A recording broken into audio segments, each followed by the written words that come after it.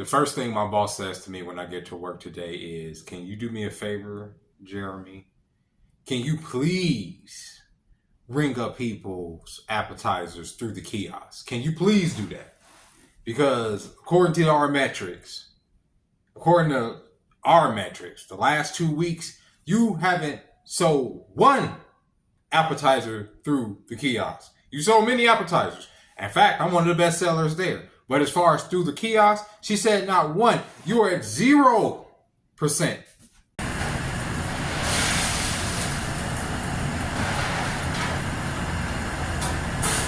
Bro, 0% is crazy.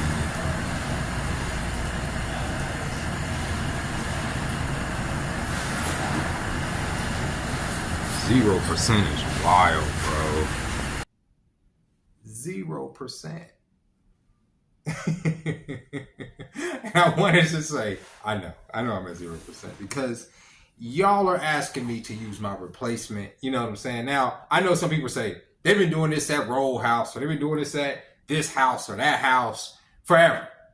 Different restaurants have different ways for you to enter things into the kiosk. But to me as a server, as far as the way I flow and as far as the way I move, that kiosk and standing over your, trying to put it in right there in front of you while my Johnson is just rested right in between you and your loved ones, it's crazy to me.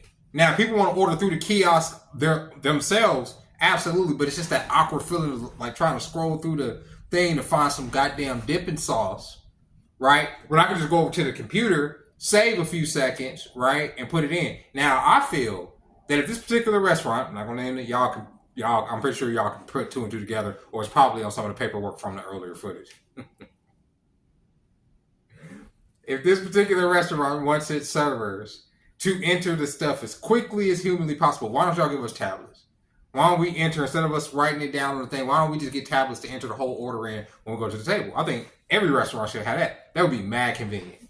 But I say to the servers like, well, why is it such a big deal? Why is it such a big deal? Well, eventually, you know what? What's going to happen? It's going to be people going to come into the restaurant. They're going to sit their asses down. They're going to order from a kiosk. The kiosk is going to be right there at the table, right? And you know who's going to come and bring those people their food? It's never going to be a human being that's going to greet them. It's going to be Tesla Bot. And Tesla Bot's going to come up there. He's going to bring them the food and he's going to be on his way. You don't have to tip Tesla Bot. You don't feel bad that Tesla Bot is living off gratuity, right? And living off of sub-minimum wage freaking wages in order to bring you your food. So you don't feel like you're guilted into this tipping culture that is America, which is bullshit to begin with. Right? I like the tipping culture because it allows me to skirt under some oppression by the state of California. But other than that, yes, it's a bullshit system. The fact that a lot of your servers are living off of tips, but that's neither here nor there. Them niggas, them servers, niggas like myself will be replaced by a Tesla Bot. As soon as they can get the joints up and running so he ain't spilling trays, what is it called? The gyrotechnics and acceleratrix and all that other stuff that makes a robot move, right? To do it right. You know what I'm saying? So if he hit a bump, he won't drop no hot coffee on the kid. Once they get that down, it's over, bro. They already got cars driving us, a taxi and us around. Like even out here in Vegas, there's cars all around here just with no people in them, just driving, picking niggas up, taking them to their destination. Whoop-de-fucking do, right? Next, and I was talking about the McDonald's the other night that I go to over here. The kiosk. They've even put up this block thing right there to where it's like this barrier between you and the person behind the counter. Because you know what they're trying to condition us for? The replacements. Once everything gets settled, the replacements are going to be the machines. And maybe you may have one or two people on staff, a maintenance person, and maybe a customer service person in the beginning. But after that, they're going to phase them out too. So you say, well, what are people going to do for jobs? What are they going to do for jobs? Why are you complaining? Why don't you just get a better job? Better jobs, make more money, right? So I could pay more into the system. Y'all seem to get what I'm going through here. I'm having an existential midlife crisis as far as like where my money's going, right? Now y'all say, you just blowing money in the hotel now, blah, blah, blah. I didn't feel like the weather just didn't change, right? And when I probably Probably stay here one more night. I may stay here one more night, right? And eventually look for something more permanent. But for the time being, it's just like, bro, even if I did get a better job, right? Like I said, state of California, they gonna tax me, right? And it's just the same loop. I lose that job, I'm back on the streets anyway. Why not be on the streets, right? And just living how the fuck ever I want to. That's where I am in my head. Cause I'm not hurting. I'm literally not. I'm okay. I'm good, bro. I'm good living like this. I'm good getting a hotel every few days and saving my money. I really am. I really am. I need to find multiple places to camp, other places to camp, you know what I'm saying? Especially as it gets colder, if it starts getting wet, you know, because it will get wet. You know what I'm saying? Monsoon season hits out here. Don't want to get caught up in that. Be out there getting flooded out. You know what I'm saying? Those are all things I have to consider because that makes the situation a lot harder because I won't have the mobile home unit on me at the time if it's raining and stuff like that. And I probably won't even want to put up with that. So at that point, yeah, it's like something more permanent. But for the time being, the weather's just not changing. It's late September. We go into October. I don't know. I like my job. I don't dislike my job. So I don't think, I don't want to find it.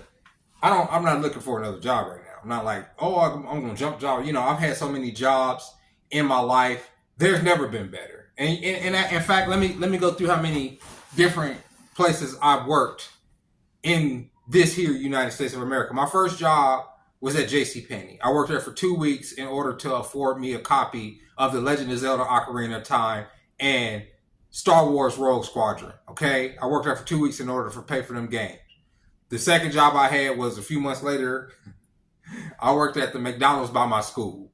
I flipped burgers for about 6 to 7 months there. I hated it because it was right up the street from my school. All the kids came in. Jeremy, hook me up. Give me some. Hey, give me some fries. Just give me a McFlurry. Every day. Every day. And back then we had 39-cent cheeseburgers. I know that sounds like some stuff out of a fucking fantasy. But we did. 39-cent cheeseburgers was lit. And I had to work on those Wednesdays and them Sundays. The Wednesdays were the hamburgers. The Sundays were the cheeseburgers. And it was just like, there was not even a line. It was just a crowd of people and you just throwing burgers in their mouth like a SpongeBob episode. My third job after McDonald's was at the Psychic Friends Network. I worked there with my cousin. He got me that job. I sucked at it. I worked there for about a week. But that was like a $700 check for working maybe 3 hours out of that week. Like, crazy work. That was a pretty good check. That was a pretty good check for being a pseudo psychic, a fake phone psychic. My fourth job, which I ended up working there for a while, was at a place called Warehouse Music. That's when music used to come on physical media, folks. And some of this physical media was on CDs. I worked there. I enjoyed it. I learned. I ended up discovering some of my favorite artists working in that music store, and I love that working there. Where did I work after that? I ended up getting a job at a place called Anchor Blue in a mall in I think Fashion Square Mall in Sherman Oaks. I worked there for about a year and a half. I liked that. I met Deborah Wilson there, but they ended up closing down, going out of business. After I worked at Anchor Blue, where did I end up? I ended up at Sears. I did stock for Sears for about another year and a half. Jesus, bro. Jesus. After Sears, I do believe I left Sears and I went to the adult video store. I worked at the adult video store for a while. I'm skipping something. I'm missing something. No, not yet. Because I was like, I worked at another restaurant too. But I know what it is. So after Sears, the adult store. Then at the adult store, I worked at GameStop. And then I worked at Starbucks. I worked at Starbucks for probably about a day until somebody told me how they wanted their coffee at a certain temperature. And I thought they were joking, but they were like, no, they want that coffee at that temperature. They want that fucking coffee at that temperature, and you're going to deliver. And I was like, no, this ain't for me. I don't give a fuck about these people coffee. Man, I ain't gonna start what I would. Anyway, after that, GameStop sucked. And around the same time, I got hired at Blockbuster. I ended up working at Blockbuster for about three and a half years, I think. 3.5 years, which I really liked. I was the assistant manager there. Then after I left that job, I worked at 24 Hour Fitness for about a year. And then after I worked at 24 Hour Fitness, I worked at Chipotle in Encino. How many jobs could a person have? A Chipotle in Encino. Then where? Then I ended up in a liquor store out here. I did a few jobs out here. I did sign spinning out here. I did a liquor store out here. I worked at a gas station out here. I worked at Walmart twice out here. Two different Walmarts, Super Walmart and Walmart over here that I go to. I worked everywhere, guys. I've worked everywhere. And I can honestly tell you there's better places to work because of what you may get out of it. Like I like serving because I get paid out of it every day. So that's probably been why it's one of my favorite jobs. Every day I leave with some money. Like if I wanted to stay in a hotel every day, I except maybe on weekends, literally my tips could afford me to stay every time I left work and come in. Just pay for a room if I want to. But that's really expensive and I would never have any money. I don't want to do that.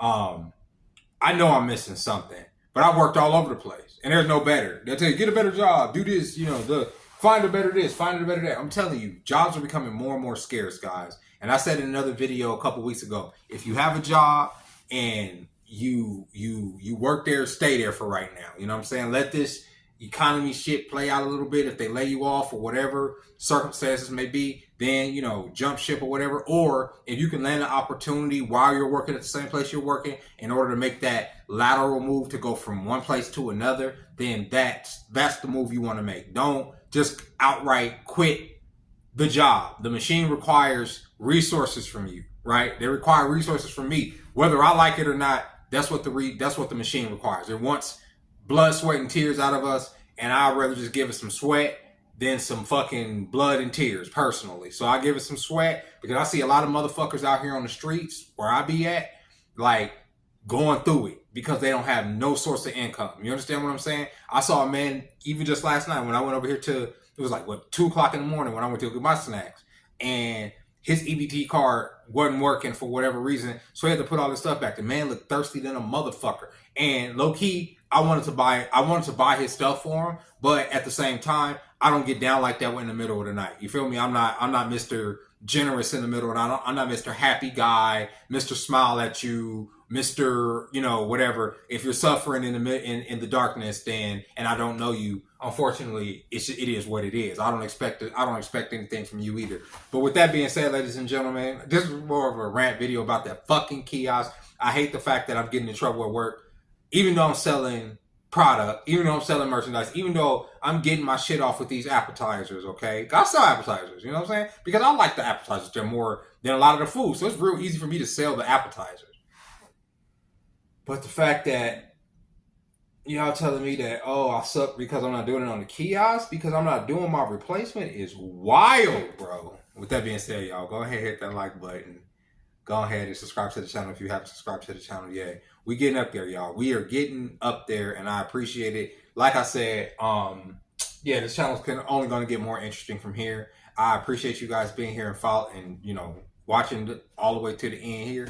And until next time, ladies and gentlemen, bye bye. I was a security guard at Target for like 6 months. Like before I worked at the adult video store. I fucking hated that job. I hated that job because they always had cameras on you, watching you. And don't ever steal from Target, by the way. Don't steal, but definitely don't steal from Target because they gonna catch you.